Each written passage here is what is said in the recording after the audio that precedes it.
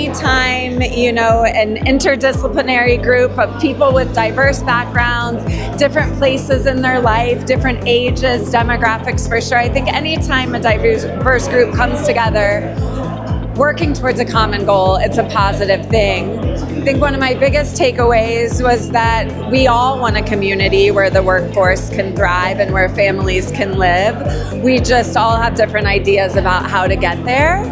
And I'm excited that I get to be at the table as a young working mother. I believe in healthy friction. I think we should disagree. I think we should push back on each other, which is why I appreciate anybody who's willing to push back on me, because it challenges us to think about, why do we believe what we believe? I shared this quote from Thomas Jefferson recently: in ways of style, be like the current; in ways of principle, be like the rock. And so that's what I saw here today.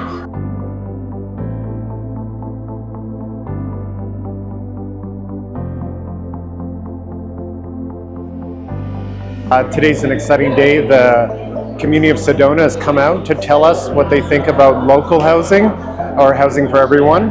And we're just here to listen to all opinions. And in the end, we're really interested in finding out, in 10 years, 15 years, or 20 years, when people look left and right, what do they want the community to look and feel like? And I think all opinions are important, so we're just here to listen and go from there. But what an exciting day.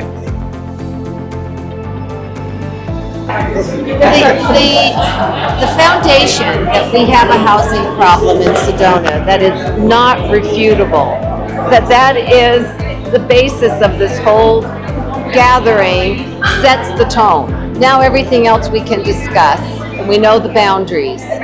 So we're not moving the goal. We're talking about our need for housing and what we can do in Sedona.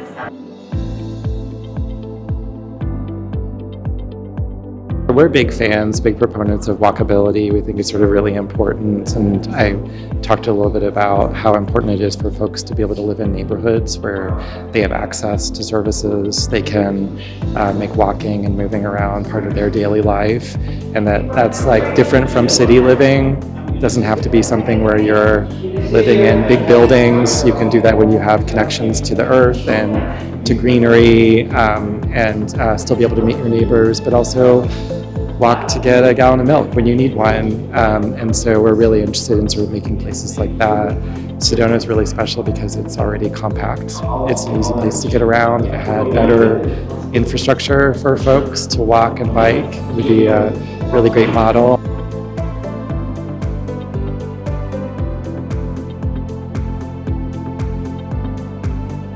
People came together on the prioritization. Now it's just being really clear on how we communicate that to the community, so that clear is kind, right? People want to know, they're going to want to see those numbers. A lot of, what we heard was, let's use what we have before we do something new.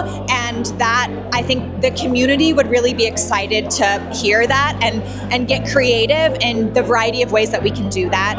And so I think Tony and the leadership putting together some of those numbers and those percentages in a very clear, succinct way is going to be that next key piece in August, so that the rest of the community can rally with this same positive energy.